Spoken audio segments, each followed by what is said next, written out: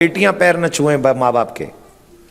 जितनी बच्चियां बैठी हैं, कई पापा बड़े प्यार से, मेरी बेटी ना मेरे पैर दबाती, ओ पापा पापी, पैर नहीं छुपाने चाहिए बेटियों से, तो पैर दबा रहे हो तुम। मम्मी दबा रही हैं पैर अपने बच्ची से। जितनी भी मम्मियां पैर छुआती हैं, पैर दबाती हैं अपनी बेटियों से, सावधान हो जाइए। अभी नवरात्रे चल रहे हैं, कन्या पूजन करोगे कि नहीं करोगे? करोगे। जिस कन्या का पूजन किया उसे पैर दबाओगे, पैर छुपाओ, शर्म नहीं आएगी तुम्हें? जो यहां बैठे मैं उनसे नहीं कह रहा हूं, आप लोग तो बड़े जानकार हैं, आप तो ऐसा नहीं करते होंगे, लेकिन कई लोग अनजाने में करते, मैं उनको सिखा रहा हूं।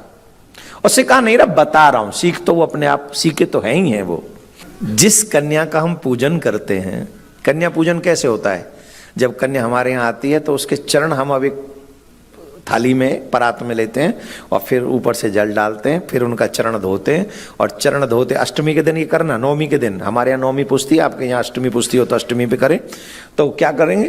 कन्या का चरण प्रक्षालन करेंगे, प्रक्षालन करके उस चरण का पान करेंगे। चरणोदक का, चरण का नहीं, चरणोदक का पान करे जो चरण धोए। अब जिसका चरणोदक हम पान कर रहे हैं उसे हम चरण छुआएंगे? ये पाप होता है कि नहीं?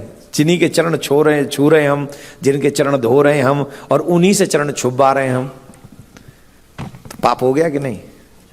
बेटी के कभी पैर नहीं, बेटी से पैर नहीं छुपाने चाहिए।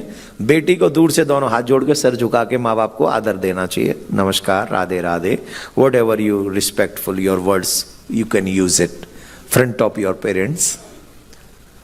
लेकिन बेटे को सर झुका के माता पिता के चरणों में साष्टांग दंडवत करनी चाहिए। एक पैर से, एक हाथ से कभी प्रणाम नहीं करना चाहिए, हम बता चुके हैं। एक हाथ से अगर आप प्रणाम करोगे तो तत्क्षण तुम्हारे पुण्य नष्ट हो जाएंगे जो अब तक कर रखे हैं आपने। एक हाथ से ऐसे चरण छू लिए तो दोनों हाथ जोड़कर साष्टांग दंडवत करना चाहो तो वो करो, नहीं तो दोनों हाथ ले जाओ, उनके चरणों को छुओ और अपने माथे पे लगाओ। ये पुत्र को प्रणाम अपने माता पिता और गुरु को करना चाहिए।